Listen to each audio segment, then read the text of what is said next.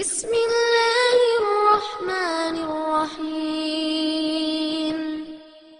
عما يتساءلون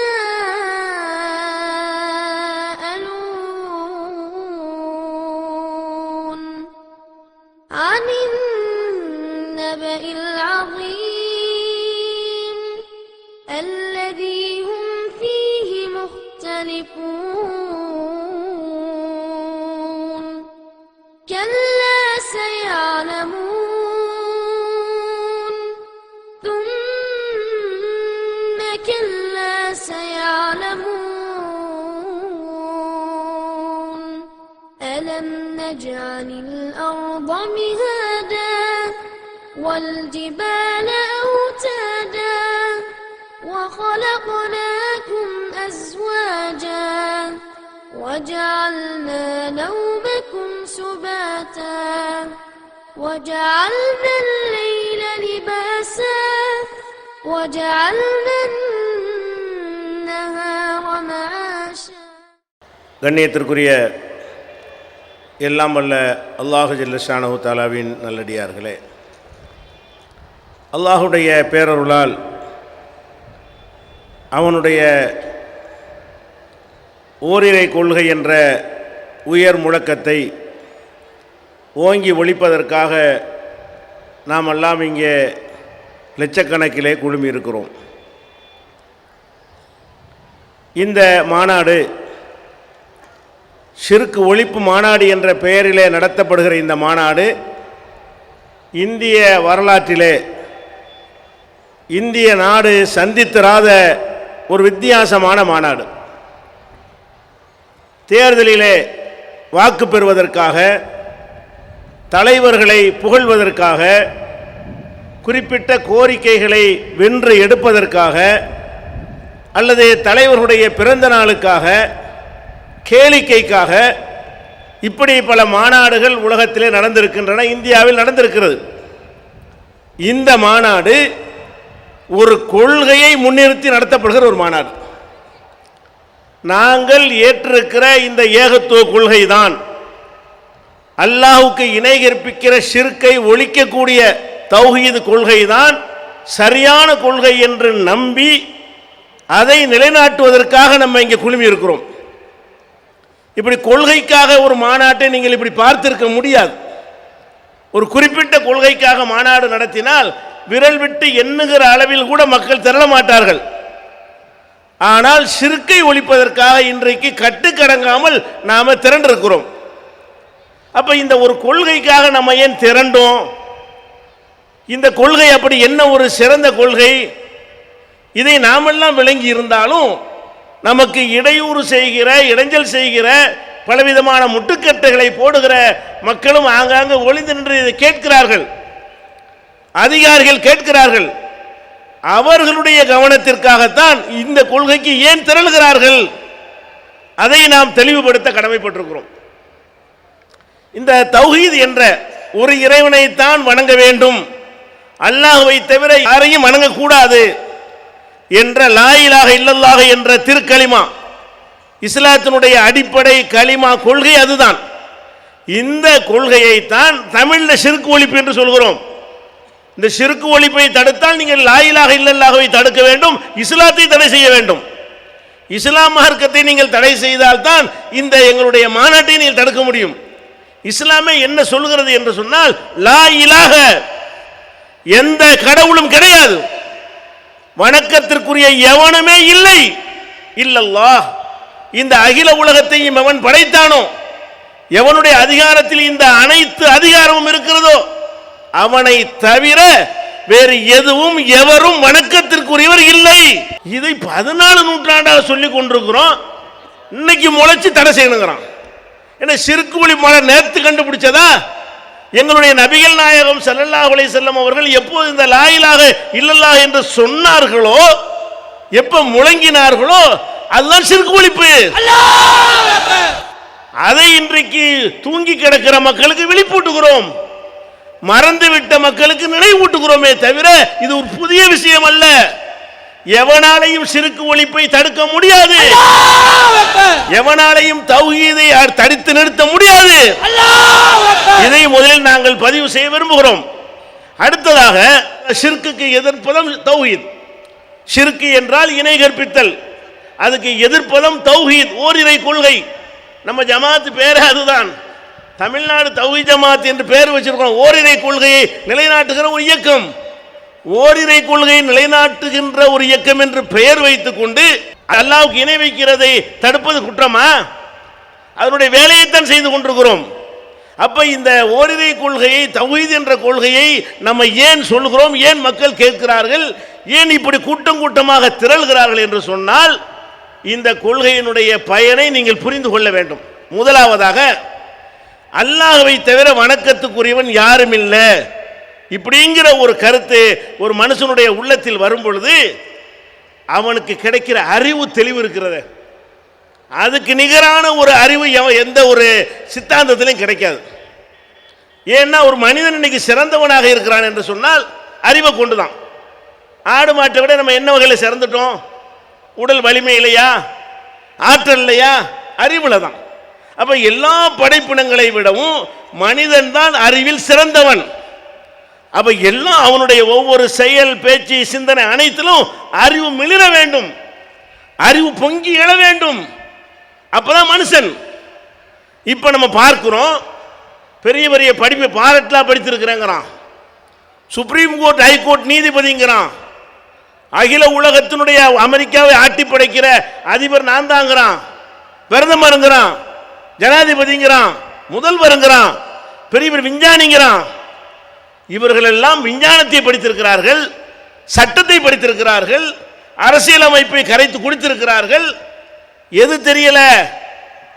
எது நம்மளை படைச்சது, நாம எதை படைச்சோம் அது தெரியல. எது தெரியவில்லை இவர்களுக்கு? இவர்களை ஒன்றை படைத்துக் கொண்டு கடவுளுங்கிறாங்களே, இது கடவுளா? இதுதான் நம்மளை படைச்சிச்சா? இதை நாம உண்டாக்கணுமா, நாம செஞ்சோமா? நாம செய்த ஒரு பொருளை நாம வணங்குறோமே, நம்ம படிப்பு என்னாச்சு விளங்குச்சா? இந்த தௌஹீதில் உள்ள ஒருத்தனுக்கு தான் கல்லு கல்லாக தெரிகிறது, மரம் மரமாக தெரிகிறது, கடல் கடலாக தெரிகிறது, சூரியன் சூரியனாக தெரிகிறது, சந்திரன் சந்திரனாக தெரிகிறது, சாணி உருண்டை சாணி உருண்டையாக தெரிகிறது. எந்த ஒரு பொருளும் அந்த பொருளாகவே தெரிகிற ஒரே சமுதாயம் தௌஹீத் கொள்கையை ஏற்றுக்கொண்டுகிற சமுதாயம் தான். ஒரு சமாதியை கட்டுகிறான், அது சிமெண்ட் சுண்ணாம்பு, அது ஒரு கலவை, அதுக்கு சக்தி இருக்குன்னு நினைக்கிறானே, அறிவு போயிடுச்சு. இப்ப அவுலியாவா அவர் மகானா? நீ அதை பார்த்தியா? அது ஒரு மெட்டீரியல், அந்த மெட்டீரியலுக்கு சக்தி இருக்கு என்கிறாய், கொடிமரத்துக்கு சக்தி இருக்கு என்கிறாய்.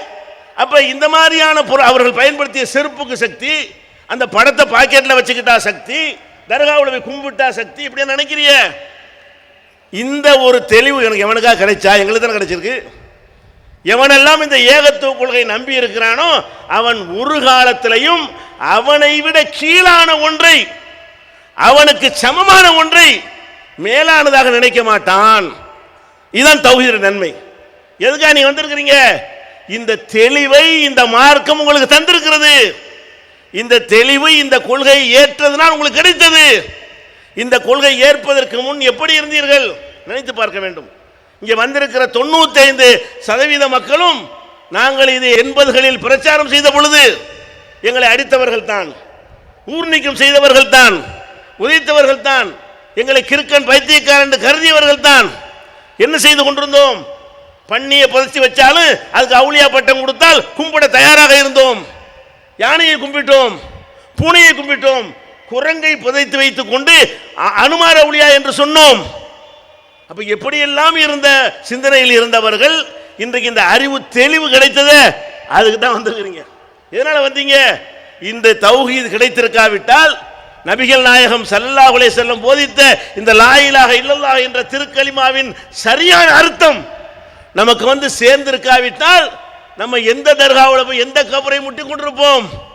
யோசித்து பாருங்கள். நம்முடைய வணக்கங்கள் எப்படிப்பட்டதாக இருக்கும்?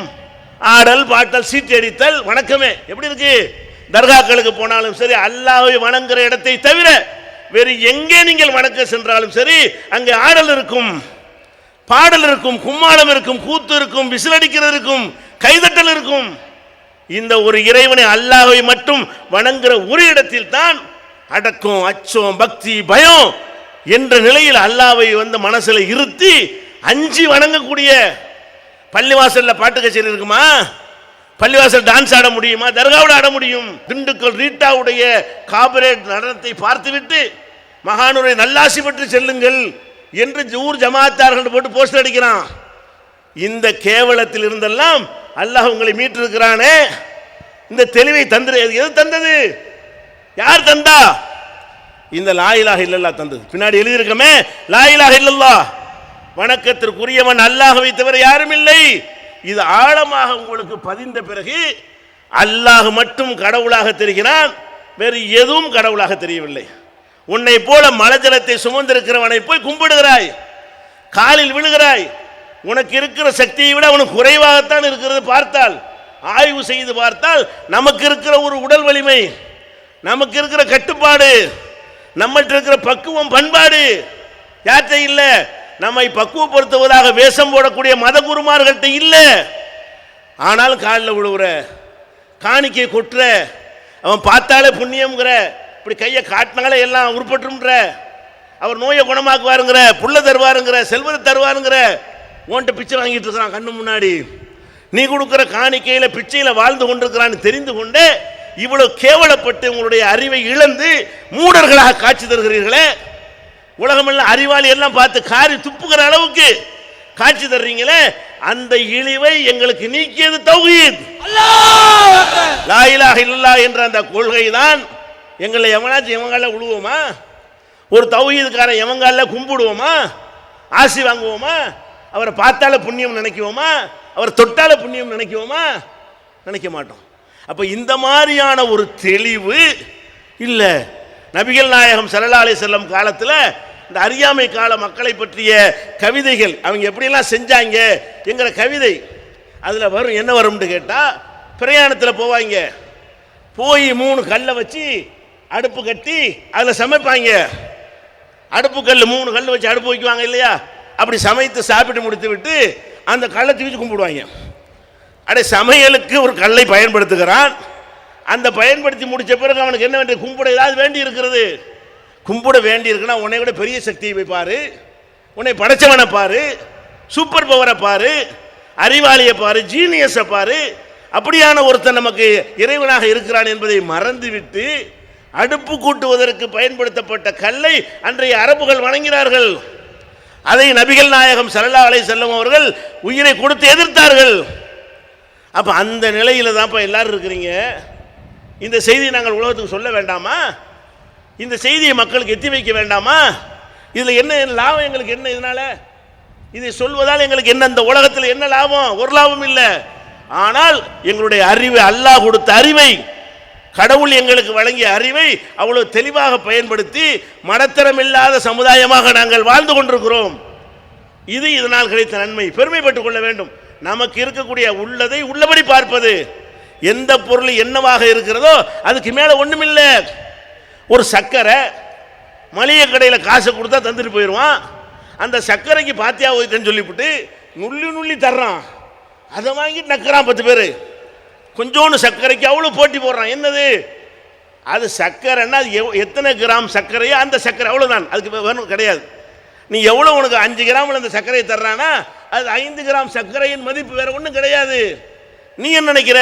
தபுர் இருக்கு, சீரணி, பிரசாதம், இந்த மாதிரி இதுக்கு பெயர்களை சூட்டி கொண்டு அது புண்ணியங்கிற புண்ணியம் அங்கேருந்து வந்துச்சா வானத்திலிருந்து? உன் ஊரில் இருக்கிற மளிகை கடையெல்லாம் வாங்கிட்டு வந்தான். அந்த வாங்கிட்டு வந்து ஒழுங்கா சம்பாரிச்ச காசா திருட்டு காசான்னு தெரியல, இதை வாங்கிட்டு வந்தான். கலப்படம் பண்ணி சம்பாரிச்ச காசான்னு தெரியல, வாங்கிட்டு வந்து அல்பாத்தியா உடனே மந்திரமாயிருமா? அது உடனே புனிதமாயிருமா? அந்த பொருளில் இல்லாத பவர் அதில் வந்துருமா? நம்ம மட்டும்தான் இப்படி இருக்கிறோம். இந்த தௌஹீத்வாதி மட்டும்தான் இந்த நாட்கள் ஒரு சர்க்கரைக்கெல்லாம் முக்கியத்துவம் கொடுக்க மாட்டான். எது கொடுப்பான்? சர்க்கரைனா எனக்கு 1 கிலோ சர்க்கரை தேவைன்னா 1 கிலோ கொடுறா, அது சர்க்கரை தான். வாழைப்பழம் வாழைப்பழம் தான், தேங்காய் தேங்காய் தான், மாங்காய் மாங்காய் தான்.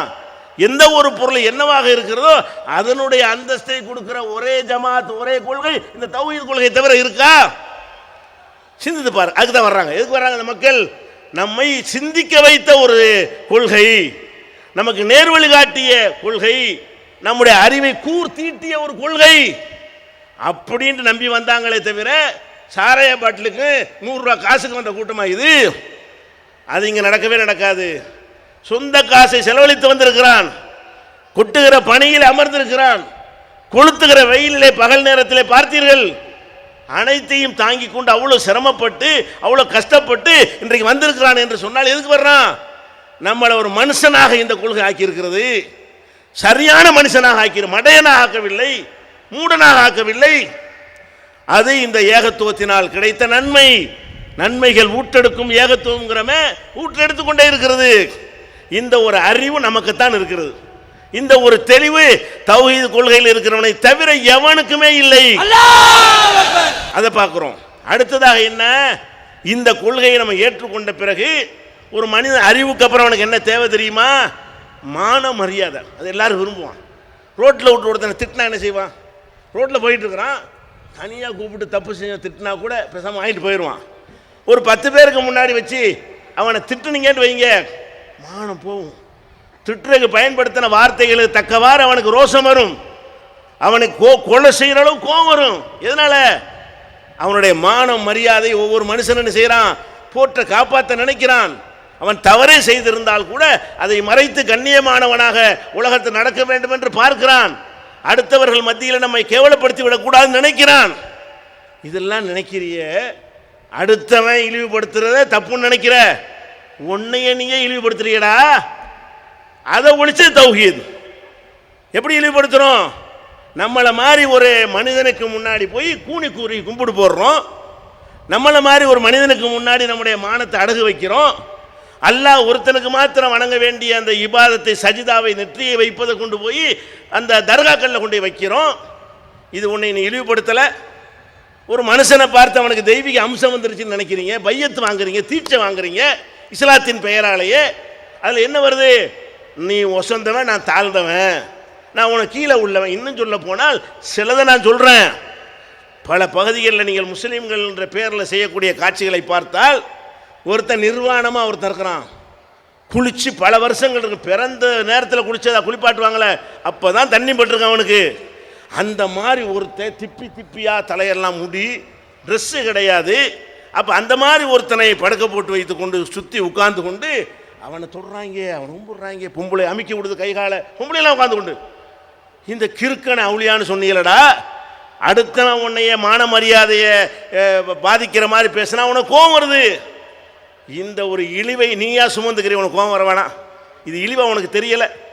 குளிக்காத ஒருத்தவனை உன் புள்ள குளிக்காட்டி ஒத்துக்கிருவியா? உன் பொண்டாட்டிய புருஷனை குளிக்காட்டி நெருங்க விடுவியா? உன் பொண்டாட்டி குளிக்கணும், உன் புருஷன் குளிக்கணும், உன் புள்ள குளிக்கணும், உன் குடும்பத்தார் குளிக்கணும், உன்னை பழக வர்றவன் குளிச்சுட்டு நீட்டாக வரணும், சுத்தமாக வரணும். அப்படிலாம் நினைக்கிற நீ, உனக்கு ஆசி வழங்குற அவுளியா எந்த லட்சணத்தில் இருக்கான்? நிர்வாண அவுளியா, நிர்வாணமாக இருக்கிறான். அதை போய் கும்பிடுறாங்க நிர்வாண அவுளியான்னு சொல்லி. அவ்வளோ வீடியோக்கள் நீங்கள் போனீங்கன்னா ஃபேஸ்புக்லையும் யூடியூப்லையும் பார்க்கலாம். இவனு நிர்வாணமாக நிற்கிறாங்க. அங்கே போய்கிட்டு முஸ்லீம் பெண்களும் முஸ்லீம் ஆண்களும் பெரிய பெரிய தாடி, தலப்பா, ஜிப்பா இதெல்லாம் போட்டுக்கொண்டு அவன்கிட்ட போய் ஆசி வாங்குற கும்பிடுவதும்.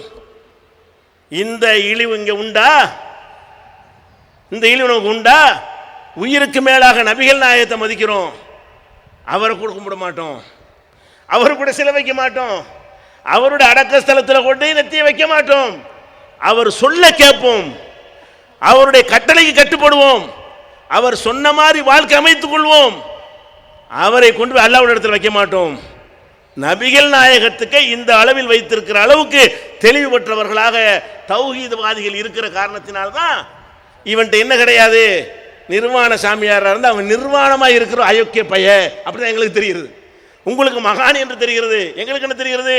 நிர்வாணமாக இருக்கிற ஒரு அயோக்கியவன் அல்லது கிறுக்கன், அரமண்டலு, அப்படி எங்களுக்கு தெரிகிறது.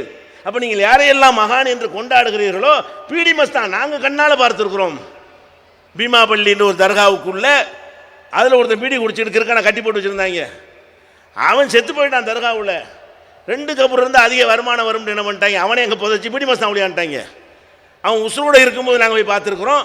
செத்த பிறகு அவனுடைய ஃபோட்டோவை எடுத்து கொடுத்து அதை பாக்கெட்டில் வச்சுட்டு பீடி தான் காணிக்க, உண்டியலில் கொண்டு பீடி தான் போடணும். அப்போ ஒரு பீடி குடிக்கிறது இஸ்லாமா? அவன் அவுளியாவா? இறை நேசன் பீடி குடிப்பானா? இறைவன் நேசிக்கிறவன் போதைப் பொருள் பயன்படுத்துவானா? இறைவன் நேசம் வந்து கெட்ட பழக்கங்களுக்கு உள்ளாவானா? பீடி குடித்தவனுக்கு பக்கத்தில் பொண்டாட்டி நெருங்க முடியுமா? அப்படியான ஒரு கெட்ட ஒரு துர்வாடை செய்யக்கூடிய ஒரு காரியத்தை வைத்து மஸ்தானாக கிற்கனாக தெரிந்திருக்கிறான், ஒழுங்கு ஆடை அணியாமல் இருந்திருக்கிறான். அவனுக்கு தர்கா கட்டி நீ ஜேஜேன்னு ஓடுத, அந்த இழிவிலிருந்து எல்லாம் உங்களை காப்பாற்றிருக்கானா?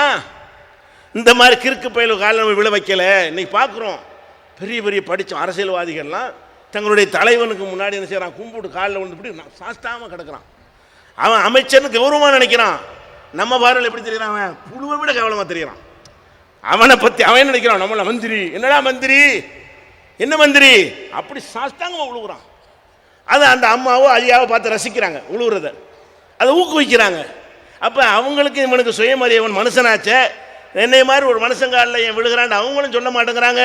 இந்த மானம் கட்டவன் மந்திரின்னு சொல்லிட்டா போதும் என்பதற்காக வேண்டி செய்கிறானே. இது உனக்கு மந்திரியா தெரியும், எங்களுக்கு வந்து அற்ப புழுவும் கேவலமான மனுஷனாயுவன். இப்படி கேவலத்தை வேணா செய்வானா? இப்படி நெடுஞ்சான் கிடையாது விழுவானா? ஒரு நாகரிகமுள்ள மானமுள்ள ஒரு மனுஷன் செய்கிற ஒரு வேலையா? ஹெலிகாப்டரை கும்பிடுறாங்க. அடே, இந்த இழிவுலாம் எங்களுக்கு உண்டா? தௌஹீத்வாதிக்கு உண்டா? அப்போ ஹெலிகாப்டரில் உள்ள அங்கே பார்க்க கூட முடியாது, அங்கே பைனாக்குலர் வச்சு கூட பார்க்க முடியாது. அதில் ஒன்றுமோ நீ தெரியும், கும்பிட்றது தெரியாது. அந்த மாதிரி உள்ள ஃபோட்டோ ஷாப்பில் தெரிகிற மாதிரி மோடி செஞ்ச மாதிரி செஞ்சால் தெரியும், நிஜமாக பார்த்தா தெரியாது. அப்படியான ஒரு இடத்துல இப்படி கும்பிட்றியே, இதெல்லாம் என்ன, இந்த இது எங்கேருந்து கற்றுக்கிட்ட? சரி, இந்த இழிவு எங்களுக்கு வந்துச்சா? இல்லை. எந்த அளவுக்கு ஆயிடுச்சு? இந்த தௌஹீத் கொள்கை ஆழமாக பதிஞ்சதுனால தான் இவ்வளோ மக்கள் இருக்கிறோம். தேர்தலில் போட்டியிட முடியாதா? போட்டியிட்டால் வந்து மக்கள் ஓட்டு போட மாட்டாங்க. நம்பிக்கை அவ்வளோ வாங்கியிருக்கிறோம். நேர்மையான ஜமாத் என்று பேர் எடுத்திருக்கிறோம். ஏன் இல்லை? உன்ட்ட ஓட்டு கேட்கணும், அது கும்பிடணும், பொய் சொல்லணும், புழுவணும், ஐஸ் வைக்கணும். எவன் கூட்டணியில் சேர்றமோ அவனை இந்திரன் சந்திரன் ஆகாவோகங்கன்னு. எதுக்குடா அந்த முசீபத்து? மானம் பெருசுடா, எங்களுக்கு மானம் பெருசு. மானத்தை இழந்து விட்டு ஈழத்தில் போகக்கூடாது என்பதற்கு தான் தேர்தல் வேண்டாம், போட்டியும் போட மாட்டோம், கவுன்சிலர் கூட போட்டி போட மாட்டோம், எவனை ஆதரிக்க மாட்டோம். நாங்கள் எங்களுடைய போய் சீர்திருத்த பணியை செய்து கொண்டே போவோம் எடுத்துக்கிறோமே. இந்த ஒரு நிலைப்பாடு நம்ம ஒவ்வொரு நாளும் இப்படி மேலே தான் வந்துக்கிட்டு இருக்கிறோம். முதல்ல ஆதரிச்சா என்ன, பிரச்சாரம் பண்ணா என்னன்னு இருந்தோம்ல. ஒருத்தனை போனா நினைச்சு போயிட்டே இருப்பானுங்க. கெட்ட கொள்கையில் இருந்தானே ஆனால் ஒரு படி இறங்கினாண்டு வைங்க, இறங்கிட்டே போயிட்டு இருப்பான். நல்ல கொள்கைக்கு வரணும் முடிவெடுத்துட்டோம்னு சொன்னால் ஒரு படி ஏறணுமா, அல்ல மேலே ஏற்றி விட்டுட்டே இருப்பான்.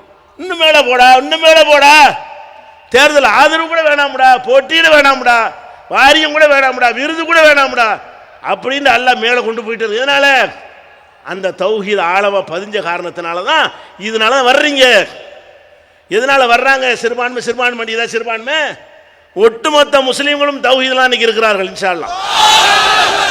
சில நாட்களில் கதை முடிய போகிறவர்களையும் இந்த மார்க்கத்தை வைத்து பிழைப்பு நடத்தக்கூடிய தலப்பா ஜுப்பா கட்டியவர்களையும் தவிர மக்கள் எல்லாம் இந்த ஏகத்துவத்தை விரும்புவர்களாக மாறிக்கொண்டிருக்கிறார்கள். இந்த ஒரு விஷயத்தை நீங்கள் பார்க்கிறீர்கள். அடுத்து என்ன?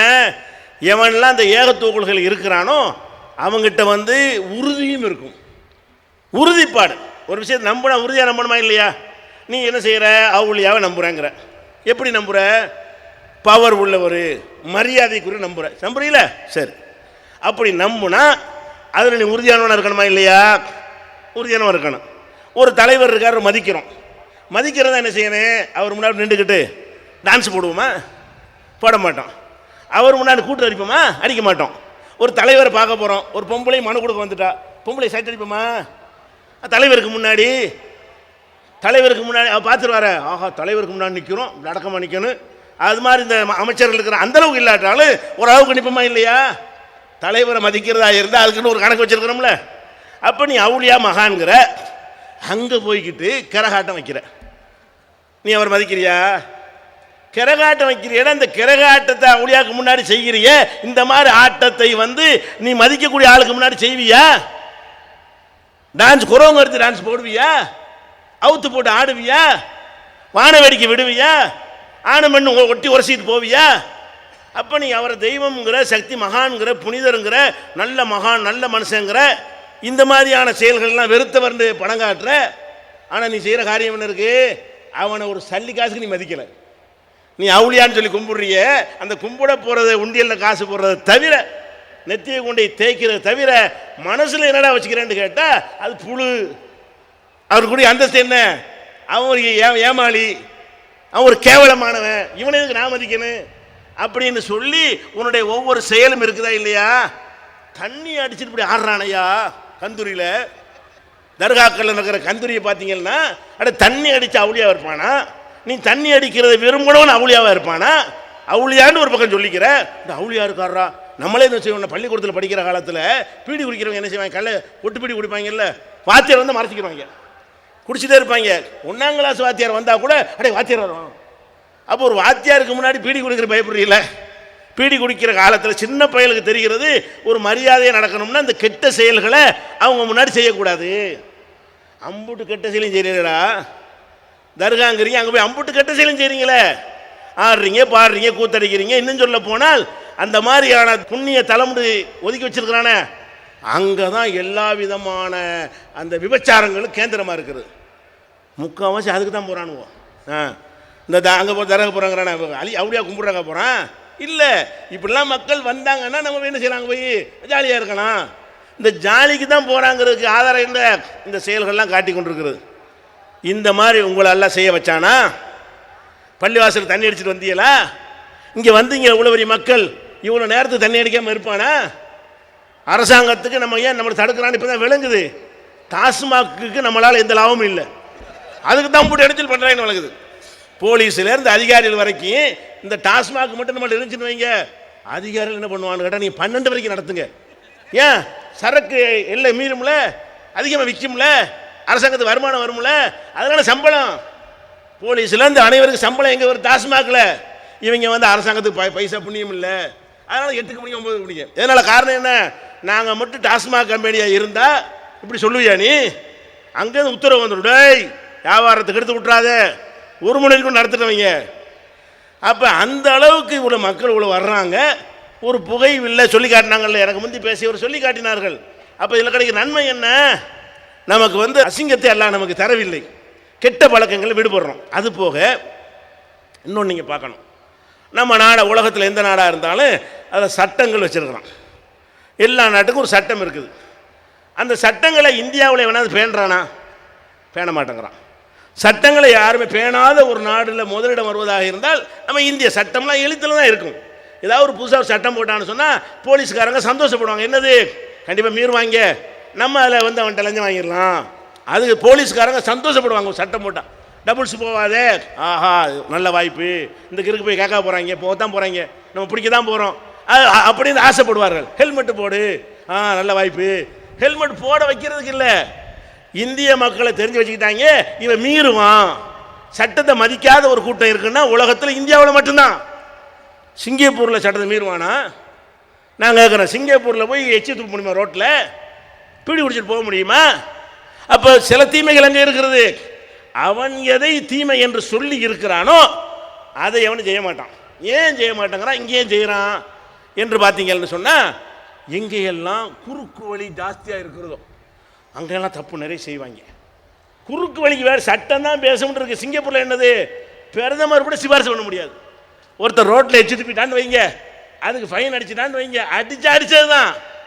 ஜட்ஜி ஒன்றும் செய்ய முடியாது, போலீஸ் ஒன்றும் செய்ய முடியாது, மந்திரி ஒன்றும் செய்ய முடியாது, பிரதமர் ஒன்றும் செய்ய முடியாது. லீக்குவாண்டி அந்த மாதிரி போனால் கூட பிடிச்சி உள்ள வச்சு போடுவாங்க. அதுக்கு என்ன தண்டனையோ அதை கொடுத்து விடுவார்கள். அப்போ வளையாத சட்டம், குறுக்கு வழி இல்லாத சட்டம், ஒரு கட்டுப்பாடில் இருக்கிற சட்டம் என்று எங்கே இருக்கிறதோ அங்கே குற்றங்கள் குறைவாக இருக்கும். குற்றம் செய்வதற்கு பயப்படுவான். நம்ம நாட்டில் என்ன, கலப்படம் பண்ணக்கூடாதுன்னு சட்டம் இருக்க தானே செய்யுது, பண்ணுறான். திருடக்கூடாதுன்னு சட்டம் இருக்க தானே செய்யுது, திருடுறான். கற்பழிக்கக்கூடாதுன்னு சட்டம் இருக்க தானே செய்யுது, செய்கிறான். லஞ்சம் வாங்கக்கூடாதுன்னு சட்டம் இருக்க தானே செய்யுது, வாங்குறான். எதனால் இதெல்லாம் நடக்குது? இவன் என்ன நினைக்கிறான்னு கேட்டால், என்ன செஞ்சா என்ன, இதுக்கு 1000 ரூபா கொடுத்தா இது சரியாக போயிடும், அவருக்கு 500 ரூபா கொடுத்தா அது சரியாக போயிடும். எல்லாத்துக்குமே குறுக்கு வழி இருக்கிறது, என்ன வேண்டாலும் செய்யலாம். இந்த சட்டம் நம்மளை ஒன்றும் செய்யாமல் இருக்கிறதுக்கு, நம்மளை காப்பாற்றுறதுக்கு நிறைய இருக்கிறார்கள். இப்படின்னு இருக்கு பாருங்களேன். இது என்னவாகுதுன்னு கேட்டால், குறுக்கு வழிகள் இருக்கும் பொழுது நம்மளை பாவம் செய்ய தூண்டுகிறது. பாவத்தை பற்றிய பயத்தை, அரசாங்கத்தில் எது குற்றங்களாக சொல்லப்பட்டிருக்கிறதோ அதனுடைய பயத்தை நமக்கு நீக்கி விடுகிறது. ஆன்மீகத்தில் எப்படித்தான், ஆன்மீகத்தில் நீங்கள் பார்த்தீங்கன்னு சொன்னால் அந்த ஆலயங்களில் கொண்டு போய் போடுற உண்டியல் காசுலாம் என்னன்னு பார்த்தீங்கன்னா எல்லாமே கொள்ளையடிச்சாக தான் இருக்கும். கொள்ளை அடிக்கிறானா மூட்டு கொள்ளை அடிச்சிட்டோம், நம்ம தப்பிச்சுக்கிறோம் கடவுள்கிட்ட, அந்த உண்டியலில் போடு. தங்கத்தில் பந்தை செஞ்சு போட்டிருக்கிறானுவோம், அது என்னடானா 4 கோடியா 5 கோடியாக போட்டிருக்கானுவோம். 2.5 கிலோவா 4 கோடி பணம் போட்டிருக்காங்க. 4 கோடி ரூபாய்க்கு ஒருத்தவொண்டே காணிக்க போடுறான். எதுக்கு போடுறான்? 4000 கோடி அடிச்சிடுறது. அதில் இடைஞ்சல் வராமல் இருக்கிறதுக்கு நமக்கு தான் இவர் கொஞ்சம் போட்டுக்கிருவோம் இப்படின்னு நிறைய உண்டாக்கி வைத்திருந்தார்களே. ஆனால் இவன் இல்லாட்டி அவன்கிட்ட போவோம், அவன் இல்லாட்டி இவன்கிட்ட போவோம், இப்படி இருப்பார்களே. ஆனால் தப்பு செய்வார்கள். இப்படியான ஒரு ஆன்மீகம் இருக்குமே ஆனால் அது தப்பு செய்ய தூண்டும். முஸ்லீமில் ஏன் இவ்வளோ முஸ்லீமாக இருந்துட்டு ஏன் குடிக்கிறான்? முஸ்லீமாக இருந்து ஏன் நீங்களாம் வாங்குறது கிடையாது, குடிக்கிறது இல்லை. முஸ்லீமாக இருந்து வரதட்சணை வாங்க நீங்கள் வாங்க மாட்டீங்க, தௌஹீத்வாதிகள். ஆனால் முஸ்லீம் என்று சொல்லி வரதட்சணை வாங்குற ஏன் வாங்குறான்? அவன் என்ன நினைக்கிறான்னு கேட்டால், வாங்கினா என்னடா அல்லாட்ட தப்பிக்கிறது, அவுளியா இருக்கார்ல அவருக்குரிய கொடுத்தா காப்பாற்றிடுவார்ல, குறுக்கு வழி. இங்கே எப்படி லஞ்சம் கொடுத்தா தப்பிச்சுக்கலாம் நினைக்கும் பொழுது பாவங்கள் அதிகமாக செய்கிறானோ அதே மாதிரி ஆன்மீகத்தில் நினைக்கிறான் நம்ம என்ன வேணால் கலப்படம் கூட செய்ய, அதெல்லாம் ஒன்றும் கிடையாது. லாட்ரி சீட் கூட விற்று வியாபாரம் பண்ணிக்க, ஒன்றும் பிரச்சனை கிடையாது. டாஸ்மாக் கடை கூட ஏஜென்ட் எடுத்துக்க, தப்பு கிடையாது. கள்ளச்சாராயம் கூட காய்ச்சிட்டு அந்த நல்ல நாள் கெட்ட நாள் கந்தூரி விசேஷம் வரும் பொழுது அதுக்குரிய செலவை ஏற்றுக்க, முடிஞ்சிச்சு, அதுக்கு இது சரியாயிரும். இது இல்லை அப்படி நினைக்கும் போது என்ன ஆகுதுன்னு கேட்டால், சுன்னத்து ஜமாத்துன்னு சொல்லக்கூடிய 95% பேர் எல்லா தப்பையும் செய்கிறானோ. பொதுமக்களை சொல்லலை, சுன்னத்து ஜமாத்தின் காவலர்கள் போராளிகள் சொல்கிறாங்களே, இந்த போராளிகள் எல்லாம் 50 தப்பு செய்கிறானோ. எந்த தைரியத்தில் செய்கிறான்? செஞ்சா இப்போ என்ன, நமக்கு நாவராண்டவர் இருக்கார், அப்துல் காதர் ஜிலானி இருக்கார், ஏர்வாடி இப்ராஹிம் சார் இருக்கார், அஜ்மீர் ஹாஜா பந்தே நவாஸ் இருக்கிறாரு, பார்த்துக்குருவார். அவருக்குரிய காணிக்கை கொடுங்க, அதில் பஞ்சாயத்து வந்து அஜரத்துக்குரிய கைமுட்டி அவருக்கு ஒரு கைமுறை கொடுத்தா அவரும் பார்த்துக்குருவார். இதனால தான் 50 தப்பு செய்கிறான். நம்ம ஏன் செய்வது இல்லை? வரதட்சணையை வாங்க மாட்டேங்கிறீங்க ஏன்? பணத்தை ஆசை, பணம் தேவை நமக்கு இல்லையா? பணத்தில் ஆசை இல்லையா? நமக்கு மட்டும் இந்த பணம் கசக்குமா? ஏன் வாங்க மாட்டேங்கிறோம்? ஒருத்தன் தான் எல்லாம் முடியும், அவன் தான்.